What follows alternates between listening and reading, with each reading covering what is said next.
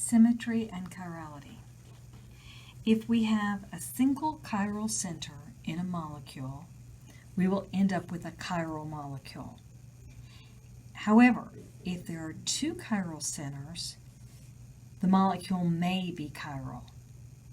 So here we have two drawings, and we've got in each one two chiral centers. This will be a chiral center, and this will be a chiral center. This one, the molecule is chiral. It's not superimposable on its mirror image. However, this one is chiral. It is achiral, and it's achiral because it has a plane of symmetry.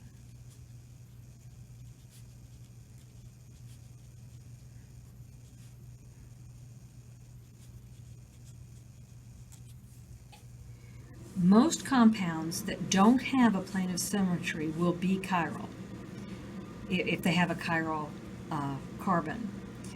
If you have a plane of symmetry, things are not chiral. So let's first look and see what we mean by saying there's a plane of symmetry on some household items. So there's a plane of symmetry right down these goggles. One half looks exactly like the other half. We can draw a plane of symmetry on this coffee cup if we divide the handle. So these have a plane of symmetry. The pliers do not have a plane of symmetry because if I try and divide them here, one side crosses over the other and they're not identical. The whistle has a plane of symmetry right down kind of the middle of the whistle. Not a very good drawing. This brick has a plane of symmetry, but the hand does not. Your right hand will not fit into a left-handed glove unless you put your palm the wrong direction, and that doesn't count. So let's look at some molecules. All of these molecules have a plane of symmetry. Some of them are easier to see than others. I think this one is probably fairly easy to see there, and this one here, and here. There's a plane of symmetry here that starts here, divides that carbon, and divides it right there. And we can do the same thing here. We can divide it. In fact, I've got a drawing down here. For F, this is the plane of symmetry. For A, the plane of symmetry is to just split the whole molecule.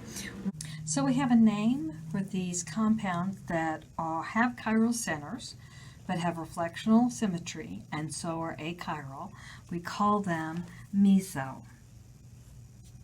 So let's look at an example. We're going to have two chiral carbons. There's a chiral carbon right here and a chiral carbon right here. And we could draw this a couple different ways. We can draw it so that this first hydroxy is on a wedge and the second hydroxy is on a dash. And then we could draw its mirror image.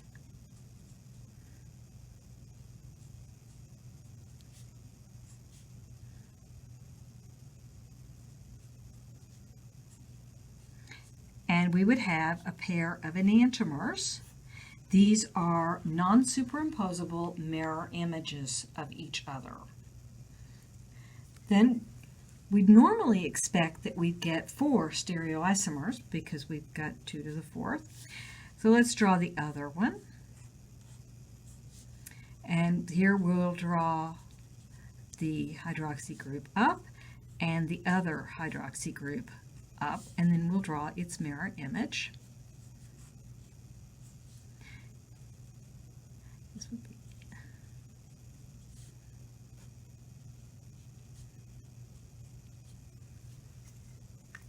in your mind, if you can rotate this molecule around, you will see that they are indeed the same compound. So these are not enantiomers, they're the same compound, and we'd say that this compound is meso.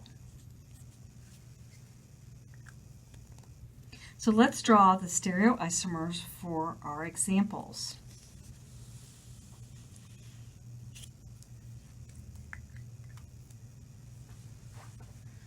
We've got this example. We've got a chiral carbon there and a chiral carbon here.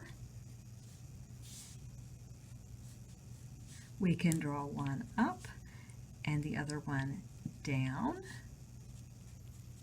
And then we can draw its mirror image.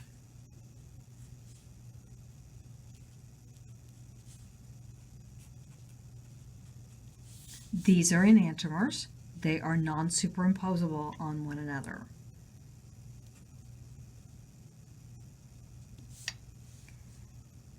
And when we draw the other one, we draw it with both hydroxys up. Its mirror image, well, it looks identical. Because it is identical, these are meso. Okay, I wanted to take a minute to explain this first problem using some modeling. So here we have a compound that has two chiral centers. It's got a chiral center here and one here. And then here we have its mirror image. So these are exactly the same. They're not exactly the same, they're mirror images. And because this compound is meso, they are superimposable. I can fit them on top of each other and all the atoms line up. Now, if we put one up and one down, here's another compound. It's got two chiral centers. One group is going up and one group is going down. Here is its mirror image. So you can see it. We've got one up, one down. This is like a mirror in between the two. These are non-superimposable on top of each other. So if I try and superimpose them,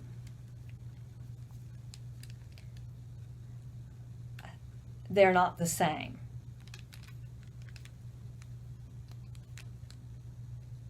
Try to hold it so you can see. Even if I flip it, I never get them arranged in the right way to superimpose them. So let's look at this more complicated molecule here. The only chiral carbons are here and here. So we would expect to get possibly 4 different isomers. So let's draw the first one.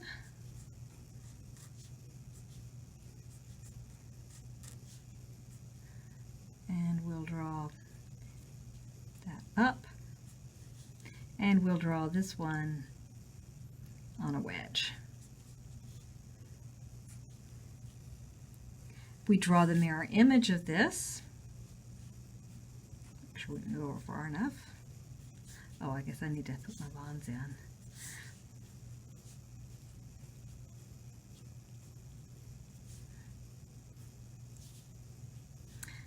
This one would be up. We're doing a mirror image. These are 2 enantiomers. But if I draw both hydroxys up, its mirror image will be the same.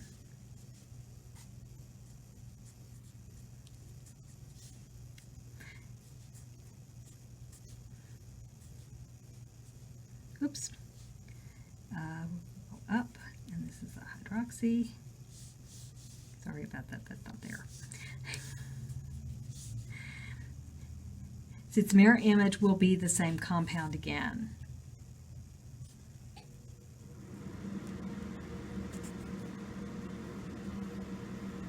And so we say that it's meso.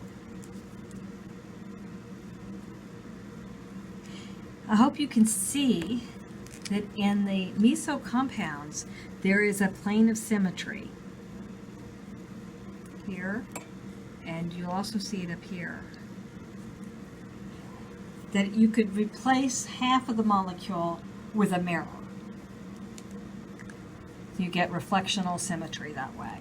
So let's look at this last compound, this one here.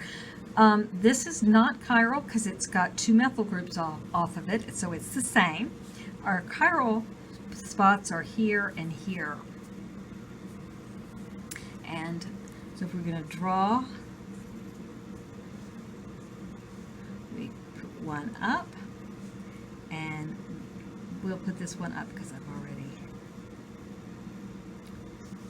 Okay, its mirror image.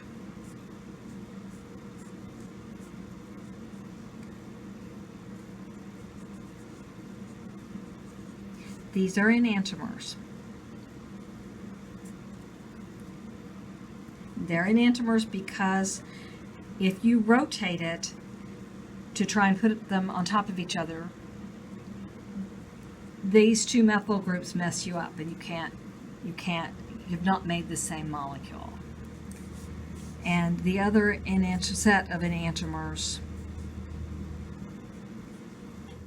would be one up and one down, and